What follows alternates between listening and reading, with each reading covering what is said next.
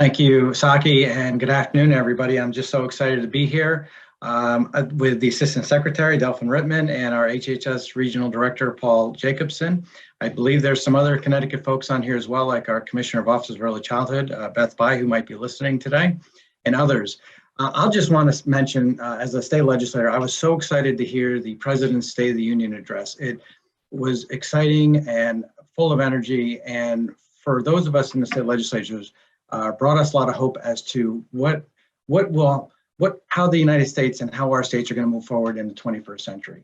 We finally are seeing good action come out of Congress when it comes to the American Rescue Plan, the Bi-Partisan Infrastructure Agreement, and other measures that are really helping us all around the country. I wanted to just talk about three different areas that I think is important for us, not only nationally, but in the state of Connecticut as well.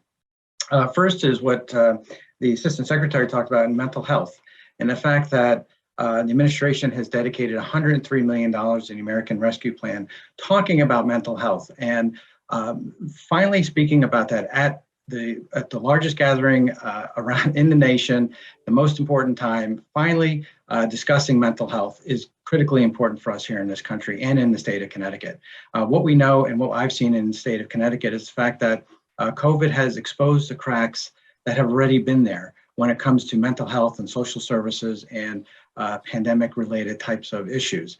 So we have this opportunity, almost a once-in-a-generation opportunity to get it right now, to fund the services that needed to be funded, to bring together ways in which schools and doctors and counselors and others who have traditionally been there, but not have been together or working together to finally do that and make those investments so that mental health is not a stigma that we don't talk about, that people are ashamed to raise or bring up, but something that we're actually going to do something about.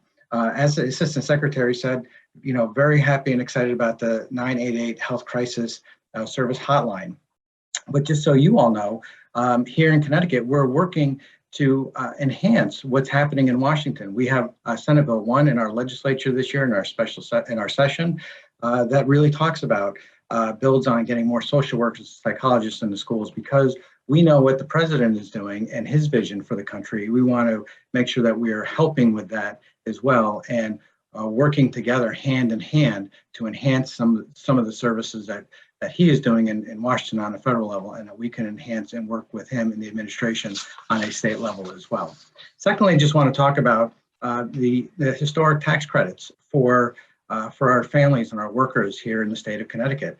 As you had mentioned, Saki, and others, that our historic child tax credit has helped 390,000 families in the state of Connecticut. That is huge news. And the fact of the matter is that it has helped bring record low amounts of poverty in the country for 2021, all but eliminating childhood poverty. Should really give people pause and celebration to what we can do when we all come together as leaders in the nation and the state. And we have to thank President Biden for that. He's done such a great job to do that. In Connecticut, we're looking to expand the earned income tax credit as well, because what we know is that when people who are working and they get rewarded for work and they're able to then receive those credits, and they put it right back in the economy, whether it's buying things for their kids or for families or helping them get ahead a little bit. Those earned income tax credits are extremely important. So again, we want to thank the president for his leadership on that issue and really for helping to raise families out of poverty. The third thing that is really, really important for us is the Bi-Partisan Infrastructure Law that we have.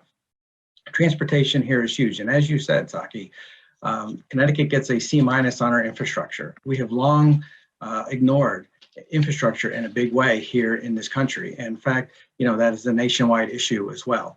But in Connecticut, we know that people spend on average of about $711 a year. And I would argue more. Some estimates have been up to $2,000, especially where I live close to New York City, in wasted gas and time and wear and tear in their automobiles because of lousy infrastructure. Same if you're a commuter on a train or a bus, you're losing a lot of time. My wife travels just a mere 10, 15 miles away from our house, and it could take her 30 to 45 minutes. People can't get from point A to point B, whether you're in a train or a car or a bus, in a reliable and consistent manner. The bipartisan infrastructure deal is going to make sure that we do that.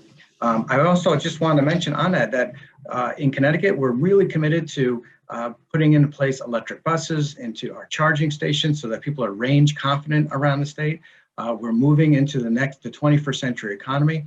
We're so grateful to have the resiliency funding in the bipartisan infrastructure law as well. That's going to be huge, especially for folks like me who live on the coastline.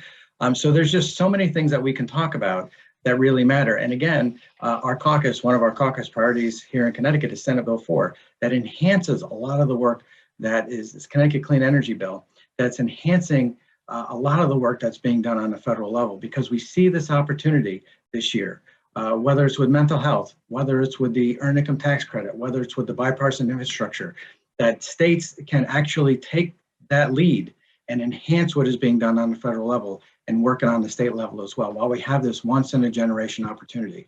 So I'm just so grateful for the work that's been done by our president, by our federal delegation, and I'm just so honored to be here today to talk about it and brag about how these measures are going to help the people of the state of Connecticut in a very tangible way. Lots of times we talk about legislation in an intangible way that hopefully it helps, but with infrastructure, mental health, and tax credits, we know that these are real tangible ways that makes people's lives better each and every day.